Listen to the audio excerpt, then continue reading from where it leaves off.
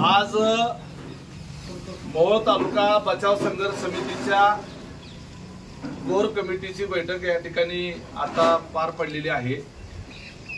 अनगर येथे झालेलं तहसील कार्यालय रद्द करण्याच्या मागणीकरता मोहोळ या ठिकाणी संघर्ष समितीच्या माध्यमातून आंदोलन पुकारण्यात आलेलं आहे।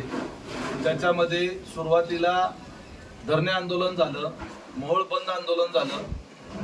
त्याच्यानंतर काही कार्यकर्त्यांनी त्या ठिकाणी स्वयंस्फूर्तीने वेगवेगळ्या माध्यमातून आंदोलन केलेले आहेत आणि या संदर्भातला विरोध प्रदर्शित केलेला आहे। आंदोलनाच्या संदर्भातील पुढील दिशा ठरवण्याच्या करता वेगवेगळ्या टप्प्यावर कामाची आणि आंदोलनाची विभागणी करण्याच्या करताची ही कोर कमिटीची बैठक त्या ठिकाणी झाली। या बैठकीला मोहोळ तालुक्यातले ज्येष्ठ नेते मनोहरभाऊ डोंगरे, आपले सर्वांचे दीपक मेंबर, मी स्वतः, संजय अण्णा क्षीरसागर, मानाजी बापू माने, चंद्रराज चौरे, बाळासाहेब गायकवाड, त्याचबरोबर सीमाताई पाटील, त्याचबरोबर पद्माकरप्पा देशमुख, विक्रांत देशमुख, अशोक भोसले, सोमेश क्षीरसागर, सुशील क्षीरसागर, भारतीय जनता पार्टीचे अध्यक्ष सुनील चव्हाण, त्याचबरोबर सतीश पाटील, राहुल क्षीरसागर, बाळासाहेब वाघमोडे आणि किशोरजी पवार, विकासजी वाघमारे, भीमरावजी वसेकर, काँग्रेस पक्षाचे प्रतिनिधी म्हणून विकासजी वाघमारे, हे सर्व वेगवेगळ्या पक्षाचे संघटनांचे प्रतिनिधी उपस्थित होते। भैयासाहेब देशमुख फोनवरून सहभागी होते आणि मुन्नासाहेब महाडिक, विश्वराज महाडिक हे देखील फोनवरून त्या ठिकाणी आमच्या सोबत सहभागी होते। त्यामुळे त्या फोनवरच्या माध्यमातून ते आमच्याशी त्या संवाद प्रक्रियेमध्ये त्यांनी सहभाग देखील या ठिकाणी नोंदवलेला आहे। तर या बैठकीमध्ये पुढच्या काळामध्ये तिरडी आंदोलन, बॉम्बाबॉम्ब आंदोलन, थाळीनाद आंदोलन, मुंडन आंदोलन, घंटानाद आंदोलन आणि महिला मोर्चाच्या माध्यमातून आमदारांना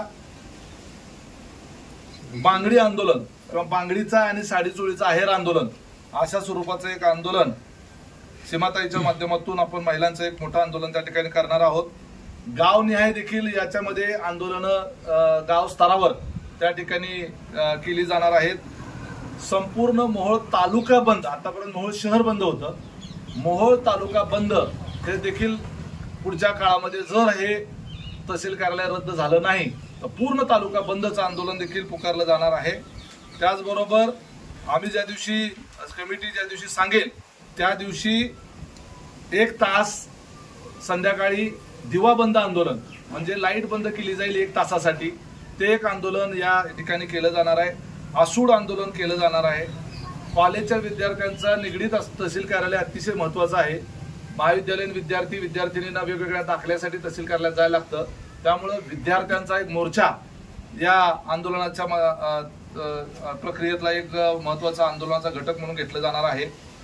आणि संपूर्ण तालुक्यामधून जास्तीत जास्त किमान 1 ते 1.5 लाख लोकांचा सहभाग या आंदोलनाच्या माध्यमातून सक्रिय ऑन रेकॉर्ड आम्ही घेण्याचा त्या ठिकाणी प्रयत्न करणार आहोत।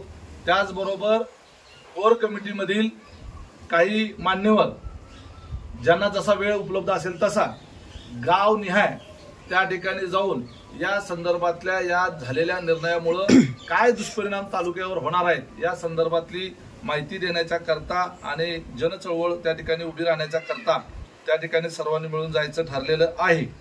या संपूर्ण आंदोलनाच्या प्रक्रियेमध्ये काही बाबी ज्या आहेत त्या इतरांच्या ज्या ठरलेल्या आहेत त्या गोपनीय स्वरूपाच्या आहेत, ज्याच्यामध्ये आम्ही तुम्हाला त्या गोष्टी सांगू शकत नाही, परंतु काही महत्त्वपूर्ण निर्णय आम्ही या संदर्भात घेतलेले आहेत। सर्वांची त्याला सर्व सहमती आहे। यानंतर जी काही कोर कमिटीची बैठक होणार आहे, आज जशी माझ्या इथं घरी झाली तशी वेगवेगळ्या ज्यांच्या इथं एक 20-25 जणांची बसायची व्यवस्था असेल ते ठिकाण महत्त्वाचं नाही तर ती बैठक महत्त्वाची असणार आहे। त्या दृष्टिकोनातून तो एक निर्णय या ठिकाणी झालेला आहे। याच्याबरोबर आंदोलनाची जी दिशा आहे ते एकत्रितरित्या कोर कमिटीमध्ये डिसिजन घेऊन त्या ठिकाणी एखादं आंदोलन पुकारल्यानंतर त्यामध्ये सगळ्यांनी त्यामध्ये सहभाग घेण्याच्या करता आपण माध्यमांनी गाव स्तरापर्यंत लोकांच्यापर्यंत ते पोहोचवावं याच्या करता आमचाही एक मीडिया मॅनेजमेंटचा एक विभाग त्या ठिकाणी त्यासाठी काम करणार आहे। शिवाय 15 ऑगस्ट दिवशी देशाला स्वातंत्र्य ज्या दिवशी मिळालं, परंतु मोहोळ तालुका अर्थानं कागदोपत्री स्वतंत्र झाला, प्रत्यक्षामध्ये तो अजूनही पारतंत्र्यात असल्यासारखा आहे आणि अशामुळेच हे असे निर्णय होतात. त्यामुळं 15 ऑगस्टला मोहोळ तालुक्याचे आमदार यशवंत माने यांना झेंडा वंदनाला उपस्थित राहू न देण्याचा निर्णय कोर कमिटीनं घेतलेला आहे. कोर कमिटी जर त्यांनी इथं उपस्थित राहायचा प्रयत्न केला तर त्यांचा निषेध लोकशाही मार्गाने कायदेशीर मार्गाने आम्ही करणार आहोत. प्रशासनाला देखील आम्ही कळवलेलं आहे की उपोषणाचा दिवस जसा जसा वाढत जाईल तसं तसं आंदोलन संवेदनशील होत जाईल, कायदा आणि सुव्यवस्थेचे प्रश्न निर्माण होतील. त्यामुळं आम्ही जिल्हाधिकाऱ्यांच्याकडे अशी मागणी केलेली आहे कोर कमिटीच्या वतीनं की लवकरात लवकर मोहोळ तालुका बचाव संघर्ष समितीचा आणि महाराष्ट्र शासनाचा संवाद आमचा प्रस्थापित करून द्यावा. माननीय मुख्यमंत्र्यांबरोबर कोर कमिटीची किंवा बचाव समिती संघर्ष समितीची बैठक आयोजित करण्याकरता प्रशासनाने पुढाकार घेऊन तशी बैठक लवकरात लवकर आयोजित करावी, जेणेकरून हे आंदोलन चिघळणार नाही याची काळजी प्रशासनानं त्या ठिकाणी घ्यायची आहे. हा दीपक मेंबर 2 मिनिट. दुसरं असं तुमच्या माहितीसाठी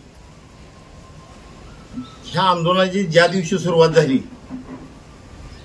पहिली बैठक रेस्ट हाऊस इथे पार पडली. त्यानंतर बऱ्याच बैठका आंदोलन हे दादांनी सांगितलं. महत्वाचा भाग असा की जेवढी लोक सर्व पक्षाची सर्व संघटना यामध्ये सामील होती, जवळजवळ 15 ते 17 दिवस आज होत आले.